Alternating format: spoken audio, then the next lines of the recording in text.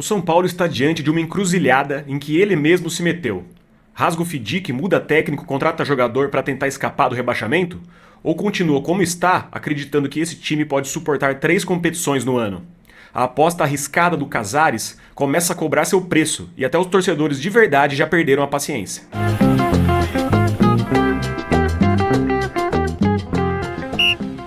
Eu sei que tem muito torcedor do São Paulo, principalmente no Twitter, que tá comemorando, né? Que estão pra satisfazer a narrativa que eles criaram desde o ano passado, que não presta. A gente aqui, vocês sabem disso, a gente torce pra dar certo, né? Só que, infelizmente, o jogo do São Paulo, simplesmente esse jogo contra o Vasco, ele foi assim, uma catástrofe, né? E aí coloca tudo em xeque. São Paulo, em junho de 2025, já está se metido nessa encruzilhada. Demite ou não demite, contrata ou contrata, rasga o Fidic, né? Diante desse cenário, assim, a primeira pergunta que eu te faço, Marina Garcia, esse jogo, esse jogo contra o Vasco foi meio sintomático, né? Porque mostrou talvez um certo derretimento das ideias e da postura, de como o São Paulo vinha tentando sobreviver nesse campeonato sem as principais estrelas, né? Sob o comando do Zubeldia, né? O que você tem a dizer sobre o jogo? Daqui a pouco a gente vai falar o que a gente acha que deveria ser feito, né? Exatamente. A gente já quer que vocês escrevam aí. E aí? Muda técnico, rasga o Fidic, mantendo. O Casares deveria falar, deveria se posicionar e falar: não queremos, vamos abrir mão de uma competição, no caso a Copa do Brasil. Jogaremos com sub-20, uma coisa que a gente fala aqui bastante também, que até agora ele não fez isso, né? Então você já deixa o comentário aí, não deixa de se inscrever também, você que tá chegando agora, beleza? E dê o like. Bom, eu acho que o jogo contra o Vasco, ele demonstrou a queda de diversos pilares que sustentavam a duras penas ainda esse time do São Paulo, né? Era um time que perdia pouco, não ganhava muito, mas perdia pouco. Passou a perder, e a derrota de ontem foi acachapante. É um time que já não tem elenco direito, perdeu os principais jogadores, mal tem jogador para escalar por posição, né? É um time que, mas toma poucos gols. Tomou 3 ontem. Uhum. É uma instituição que, historicamente, sempre teve a força do seu estádio, que é a única coisa regularizada financeiramente de verdade no São Paulo. Tinha a força do seu estádio, não tem mais. Tinha a força da sua torcida. A torcida tá desconectada porque o time não ajuda. Uhum. Não é? Exatamente. Porque os jogadores, eles gostam do técnico, jogam pelo técnico. Será? Ontem não parecia. Uhum. Então tudo foi por água abaixo. E jogadores que estavam. Esse resquício de solidez defensiva ali foi por água abaixo ontem, algumas rodadas com o desempenho do Enzo Dias, né? Que era até então o jogador mais sólido, mais confiante do São Paulo. Ele tem falhado assim. Ele falhou contra o Mirassol, ele falhou contra o Bahia. E ontem ele falhou, pra mim, nos 2 gols, né? Isso. E o Enzo Dias, pra mim, vinha sim, antes desses jogos, sendo o jogador mais confiável do São Paulo. E ontem, tanto que ele foi substituído no intervalo, né? De tão ruim que tava a situação, aí ele deu essa decaída e é muito revelador, né? Que mesmo os jogadores mais confiáveis do São Paulo, como o Enzo Dias, Rafael, Arboleda, simplesmente não estejam conseguindo também garantir ali uma solidez para que os meninos da base que precisaram ser escalados, né, nessa situação conseguissem ter um pouco mais de tranquilidade para desempenhar o futebol deles. É impossível, porque toda vez que o adversário chega, leva perigo, né? Exato. E isso passa muito também, que é uma coisa que eu gostaria de falar, pela má fase dos volantes do São Paulo. Uhum. Historicamente, todas as vezes que o São Paulo ganhou coisas importantes, teve pelo menos uma dupla de volantes ali muito sólida, muito consistente. 2005, Mineiro Josué. Mais recentemente, quando saiu da fila, o Luan foi o principal jogador daquele título paulista contra o Palmeiras. Mas é difícil você pegar um time que consiga desenvolver alguma coisa se esse setor do campo não estiver muito bem ajustado. O Pablo voltou muito mal da lesão. E, na minha opinião, essa queda até do... Gente, desculpa a minha voz, tá? Que eu tô meio doente. a queda do Enzo Dias e do próprio Cédric, né? Ela tá um pouco relacionada a essa má fase dos volantes. Porque principalmente o primeiro volante, ele tem que fazer aquele trabalho de para-brisa, entendeu? Ele fica se movendo horizontalmente no campo, porque ele tá o tempo todo também nas laterais, lendo o jogo, e se a bola vai pra lá, ele vai tentar fazer ali uma cobertura pro lateral, ele vai tentar ajudar o lateral. E isso não os volantes não estão fazendo isso. Então tem sempre o buraco. O lateral tá sempre no mano. Mesma coisa dos zagueiros. Esses setores acabam expostos pra mim pela má fase da volância do São Paulo, certo? E aí não tem outro jogador pra pôr, porque até o Luiz Gustavo mesmo tá com embolia pulmonar, não sabe nem se vai voltar a jogar futebol. E no ataque não adianta. Eu vou falar do jogador do Vasco, né? A gente vai falar do jogador do Vasco agora. O São Paulo tinha um moleque de 17 anos que pesa 50 quilos e o outro de 19 pela outra ponta, que é um pouquinho mais parrudo, né? O atleta que fez o gol do Vasco, que decidiu o jogo pro Vasco, também tem 19 anos, mas ele tem o dobro de tamanho dos jogadores do São Paulo. E ele era um. Tirando ele, tinha o Verratti experiente, faz gol. O Felipe Coutinho experiente. Assim, o time do Vasco é horroroso, né?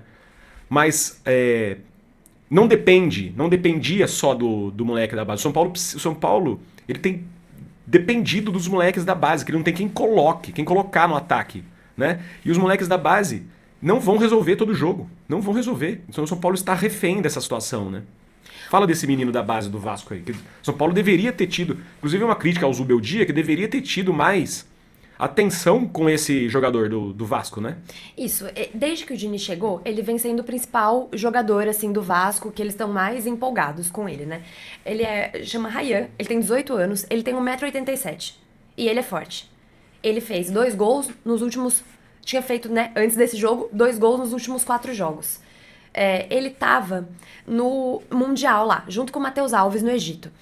Isso aí é de informação pública, tá? E aí o Vasco falido, ferrado, todo zoado, desorganizado. Mesmo o Vasco teve a capacidade de montar uma operação aérea lá pra adiantar a passagem do Rayan, pra que ele chegasse no Brasil antes do que estava previsto ele chegar, e treinasse com o Vasco na quarta-feira para que ele pudesse ir pro jogo. Tamanha é essa fascinação aí que eles estão com eles e tamanha a importância dele para esse time do Vasco, né? Então, isso foi divulgado pelo Globo Esporte. Então, eu acho que pareceu um desconhecimento ali do São Paulo, da comissão técnica, de perceber, opa, olha o esforço que eles estão fazendo para trazer esse menino de volta. É melhor a gente tentar armar um esquema pra tentar bloquear, que é o que eu falo pra você, às vezes. Tem que chegar, um menino desse tamanho, 1,87 m, é maior que a Arboleda, praticamente. Talvez a melhor... Você tem que marcar ele com, às vezes, 2, 3. E outra coisa, outra estratégia, aí eu acho que é um erro. Outra estratégia que poderia ser feita, um dos volantes era o Tietê, gente. É pra jantar. Então você vai com 2 ou 3, se der, em cima do Rayan, e o Tietê não precisa nem de 2 e 3, é só um, você janta ele. E aí o jogo deles não vai andar, porque o Felipe Coutinho vai aguentar jogar o jogo todo. O jogo do Vasco, até pelas laterais, não é muito bom.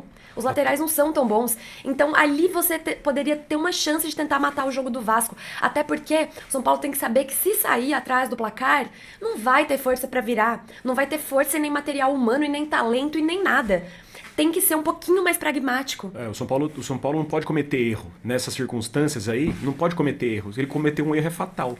E talvez a melhor escalação pro São Paulo esse jogo fosse dobrar o lateral de novo pelo lado esquerdo, para defender esse jogador do Vasco.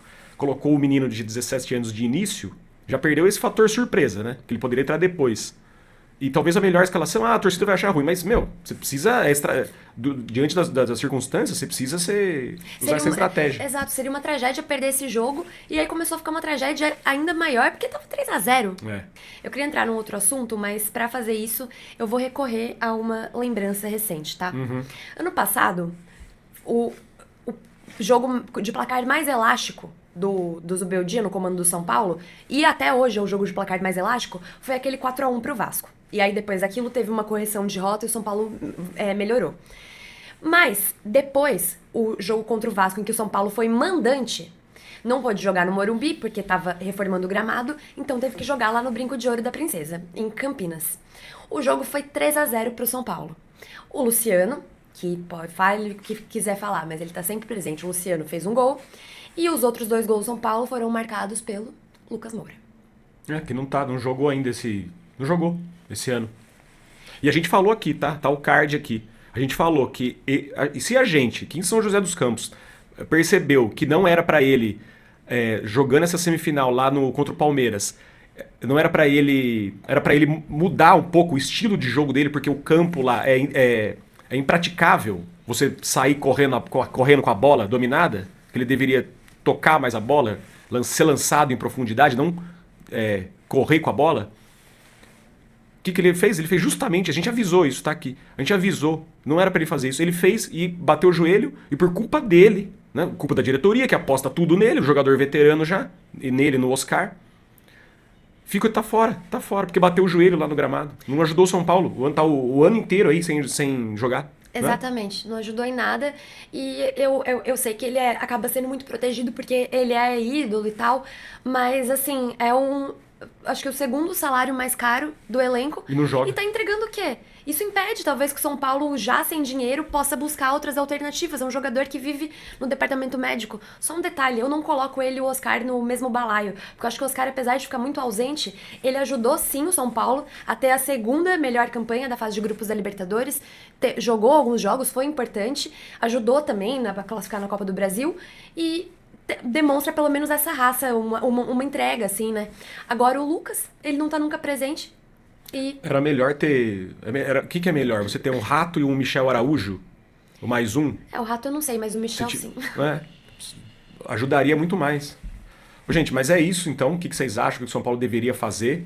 Na nossa opinião, se continuar com o Zubeldia, a diretoria tem que vir a público e falar, olha, a gente vai abrir mão da Copa do Brasil. É sub-20 a Copa do Brasil. É contra o Atlético Paranaense. Dane-se.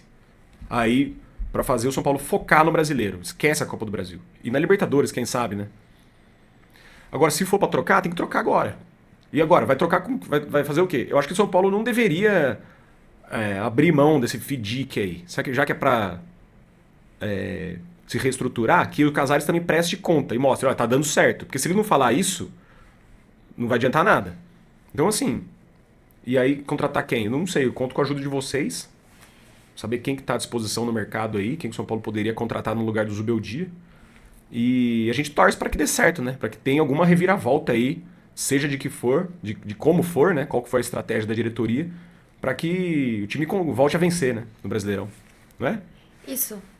Eu fico resistente com esse negócio só pra finalizar, eu fico resistente com esse negócio do FDIC, porque justamente não tem transparência nenhuma. Então quem disse que tá adiantando ter essa restrição aí? Não tá adiantando nada. Então será que não é melhor fazer igual os outros fazem, rasgar o FDIC? Porque você precisa de profissionais nesses cargos importantes para que isso seja minimamente conduzido de uma forma responsável. Agora, ele fica colocando conselheiro em cargos de profissionais aí que deveriam ser culpados por profissionais, aí não adianta. Sobre a eventual troca, tem que medir, né, o que acha mais importante, porque eu até acho que se chegasse um outro técnico, teria essa reação breve aí, sem mudar o elenco, vamos supor, sem mudar nada no elenco. Teria essa reação breve, tipo isso é normal, com a chegada do novo técnico o time reage. Agora, essa reação seria suficiente para salvar do rebaixamento? Ou não? Então tem que medir essas situações. É isso daí. Se inscreva, dê like se você gostou, dê sua sugestão. É muito valiosa a sua sugestão pra gente, beleza? E até a próxima. Até daqui a... vamos produzir bastante conteúdo ainda. No Mundial. No Mundial. Durante Copa o Mundial. do Mundo de clubes. Beijo. Tchau.